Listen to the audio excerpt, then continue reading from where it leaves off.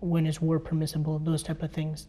Most of the emails I get are very friendly, and people genuinely seem to be interested in learning more. But sometimes they're also like hate emails as well. But I think that's just to be expected, you know. Right. I don't take it to heart. And so now you're training to be a Muslim chaplain. Just tell us a bit about why you chose this vocation to go into. Yeah. So what happened is that after I wrote this book, I realized how much I enjoyed both learning and teaching about the Islamic tradition. And so I thought to myself, how do I translate this? And academia didn't seem like a great fit for me. But then I learned about, you know, Muslim chaplains, and the idea of being a Muslim chaplain on a college campus in particular, which Dr. Ingrid Madsen introduced me to this idea. It sounded very appealing to me because I could combine all of my interests of writing, lecturing, teaching, counseling, all ministry, all of those things into one role. So that's how I ended up enrolling at the Hartford Seminary in the Islamic chaplaincy program. And now I think you're holding some chaplaincy positions now. Where are they? So I work at two colleges. One is at Trinity College here in Hartford, Connecticut. And then the other one is Wesleyan University in Middletown, Connecticut. They're about half an hour from each other. Right. And what are your duties there? I mean, what do you do there actually as the Islamic chaplain? Well, I have 5 primary roles.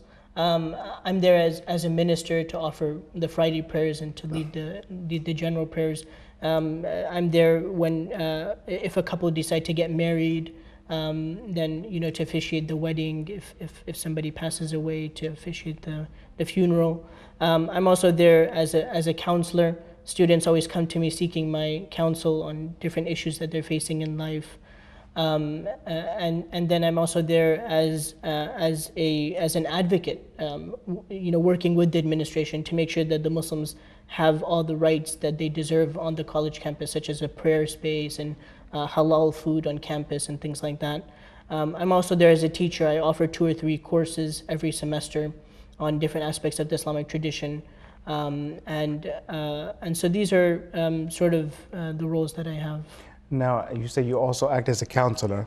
When Muslim students coming, like freshmen, come to the university for the first time, and inshallah they were raised in very nice Islamic households, what are some of the challenges that face them or that you hear about when they come there to the university? Oftentimes it's just the idea of how to deal with newfound freedom. You know, up until now they were under the supervision of their parents, but now it's, you know, they're no supervision, they're 18 years old, they're on this very liberal, secular college campus with a lot of alternatives, you know. And so how do they go about taking the freedoms that they have and being responsible with it? And so these are oftentimes both the issues that I give sermons about and the issues that I deal with in counseling. And how do you feel about the mindset of the university student? Do you think on average they know more about Islam or less than the society in general?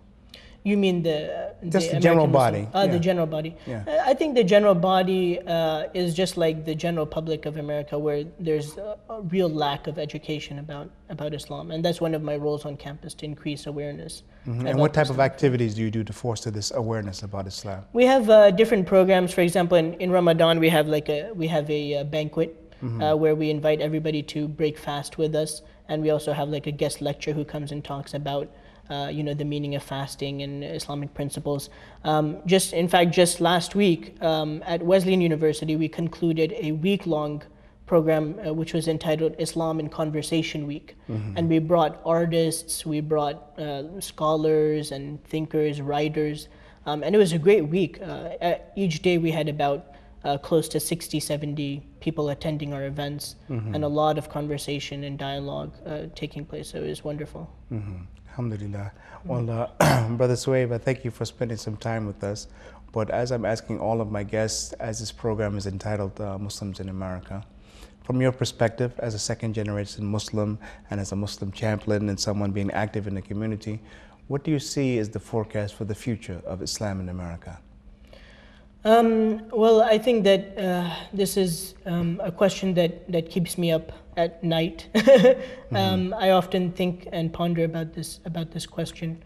I think that as long as American Muslims are empowered to define the faith for themselves and that there are not these forces that try to impose their own version of Islam, either from outside or inside of the community, then we're going to have a healthy indigenous Islam emerging in North America. Okay. So I'm full of hope.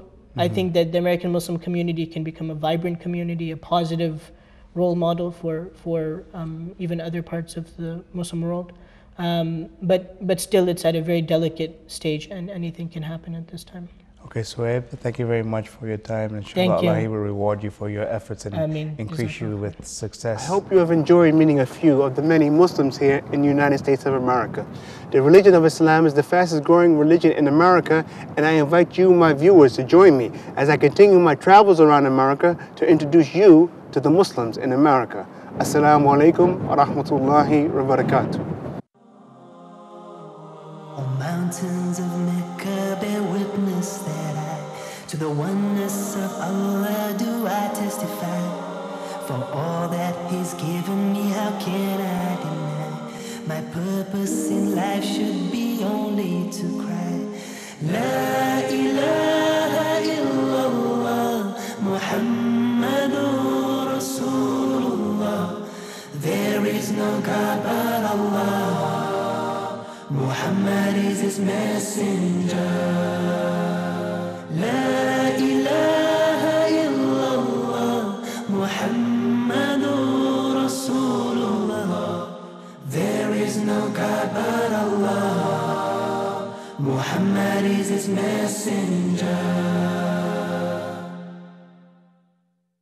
Allahumma salli ala Muhammad Rasulillah. Allahumma salli ala Muhammad Nabi Allah.